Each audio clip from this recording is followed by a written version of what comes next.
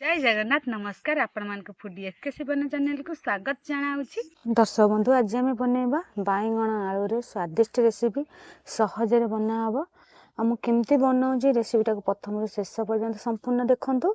आपण मन भल लगे गोटे कमेंट जनइबे आ शेयर भी करूँ।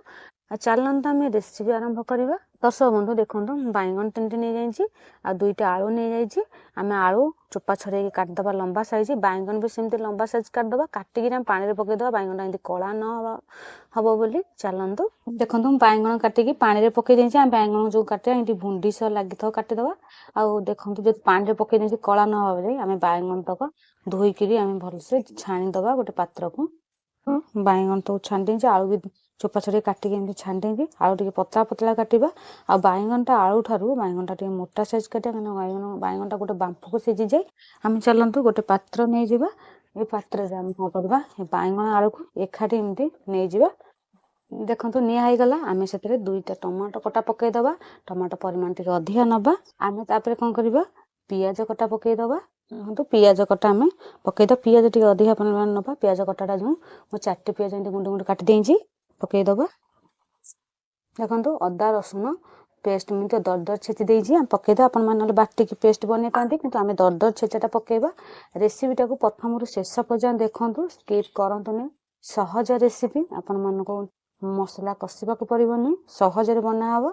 देखो सब पड़गला आम एथर कौन करवा हलदी गुंड पकईदे आम जी हलदी गुंड आवश्यक आम से पकईवा अध चामच हलदी गुंड लुण आम स्वाद नहीं लुण नहीं जा लुण मु गोटे चामच नहीं जाऊँगी पकईदे टे लुण आपण मैंने देखिए ने लुणिया हो पारे बैगनटा टे भी नरम जाए। आम एथर काश्मीर लंका गुंड आम गोटे चामच टे कम पकईदे छोट चामच नहीं जाइए अध चामच पकईदे।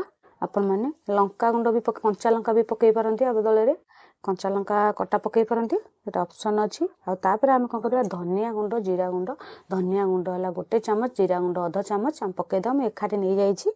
तापर आम एथरे गरम मसला अध चामच टे कम नहीं जावा आपण मैंने आउ अलग मसला भी नहीं पारती मीट मसला कि चिकेन मसला आपको सब भी नहीं पारती आमर आपको आउ कि नवा आवश्यक ना।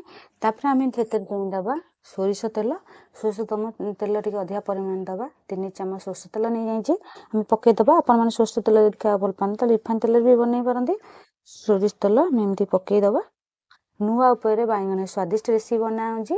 तापर आम कसूरी मेथी पकईदे आपण मैंने कस्तूरी मेथी भल पाने खाया न पकड़े चलो कस्तूरी मेथीटा पकईदे भल बास्ना छाड़ आ भल भी सुआदिया लगे। आम कौन करवा चलतु आपको भलसे आम गोलीदे सबुतक भलसे एमती मिसईदे जहाँ सब मसला पड़ला तेल सांगे जमी बैगन सब सामान ये मिसीज सेमती आम भलसे गोलीदे। देखो सब गोला होगला भलसे आम कौन करवा घोरे माने गोटे घोड़े घोरेदे 10-15 मिनट पर्यंत से बैगन आलू जमी सब मसला मिसी जाए नरम हवा पर्यंत आम छाड़दे 15 मिनट जाए।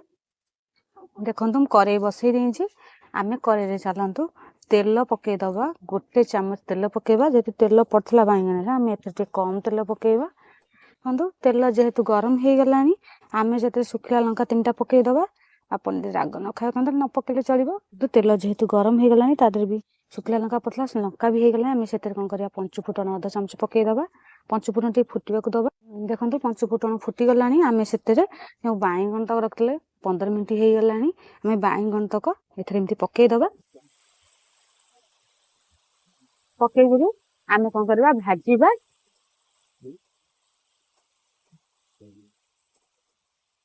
देखो एमती 2 मिनट पर्यंत आम भाजवा अधिका समय भाजवानी कहीं कई थाई पर बैगनटा पड़ी आम कौन जाल टे देंगे कम कम आम पानी दबा आवश्यक नहीं एमती कम जाले आपको एमती बैगन को आम भाजवा।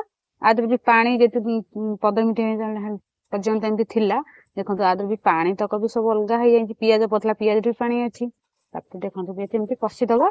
देखो बैगन तो सब होगा तादू आम कौन करा गोटे घोड़न टे घोरेदबा आ घोड़नी काढ़ी मझे मझे आम चल दौथा काले लगिज जाल टे कम दो आम पानी दबा आवश्यक नहीं से जिते सब बैगन पानी था देखो ऊपर उठा आरंभ कला आम एमती घोड़न टे घोरेदबा घोरेदे टे जल्दी हो भी आम कौन करवा घोड़नी काढ़ी देखा मुझे मझे घोड़नी काढ़ी चल जिते सब पानी सुखा आरंभ कला आम कौन कर आउ चलदबा।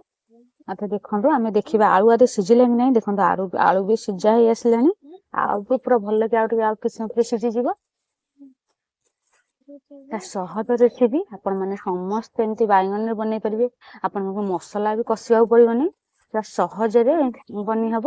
ଦର୍ଶକ ବନ୍ଧୁ ଆପଣ ମାନେ ଏମିତି ବନେଇକିରି ଭାତ, ପରଟା, ରୁଟି ସବୁଥିରେ ଖାଇ ହେଇଯିବ, ଭଲ ସ୍ଵାଦିଷ୍ଟ ଲାଗିବ। ଆପଣ ମାନେ ଥରେ ଏମିତି ବନାନ୍ତୁ। ଯଦି ଜଲ୍ଦି ବନେଇବାର ଅଛି ଆପଣ ମାନେ ଏମିତି ବି ବନେଇ ପାରିବେ। ଆପଣ ମାନେ ମସଲା କଷିବାକୁ ପଡିବନି, ଆମେ ସିଧା ବି ଏମିତି ବନିଯିବ ସହଜରେ। ଆଉ ଯୋଉମାନେ ନୂଆ ଦେଖୁଛନ୍ତି ଏପର୍ଯ୍ୟନ୍ତ ସବସ୍କ୍ରାଇବ କରିନାହାନ୍ତି, ଯେତେ ଜଲ୍ଦି ଗୋଟେ ସବସ୍କ୍ରାଇବ କରିଦିଅନ୍ତୁ। ଆଉ ସାଙ୍ଗମାନଙ୍କୁ ସେୟାର ବି କରନ୍ତୁ। ଆପଣମାନଙ୍କ ଭଲ ପାଇବା ଆଶୀର୍ବାଦ ଦେଲେ ମୁଁ ଏମିତି ଆପଣମାନଙ୍କ ପାଇଁ ନୂଆ ନୂଆ ରେସିପି ନେଇକି ଆସିବି। ବର୍ତ୍ତମାନ ଚାଲନ୍ତୁ ଆଉ 1-2 ମିନିଟ୍ ପର୍ଯ୍ୟନ୍ତ ଆଉ ଟିକେ ଘୋରେଇ ଦବା। ଏମିତି ଘୋରେଇ ଦେଲେ ଆଉ ଯେତେ ସବୁ ପାଣି ଅଛି ଏମିତି ଶୁଖିଯିବ। ଆମେ ଏମିତି ମେଞ୍ଚା ମେଞ୍ଚା ବନେଇବା।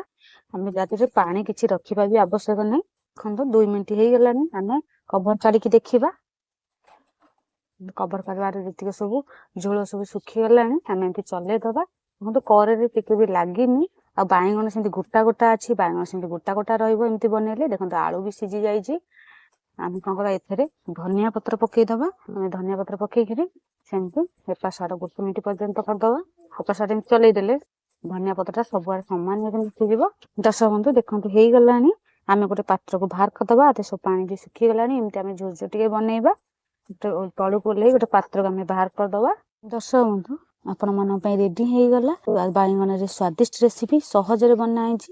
ଆପଣ ମାନେ ରେସିପିଟାକୁ ପ୍ରଥମରୁ ଶେଷ ପର୍ଯ୍ୟନ୍ତ ଦେଖନ୍ତୁ, ଆଉ ଘରେ ବନାନ୍ତୁ। କେମିତି ଲାଗିଲା ଗୋଟେ କମେଣ୍ଟ ମାଧ୍ୟମରେ ଜଣେଇବେ, ଆଉ ସେୟାର ବି କରନ୍ତୁ।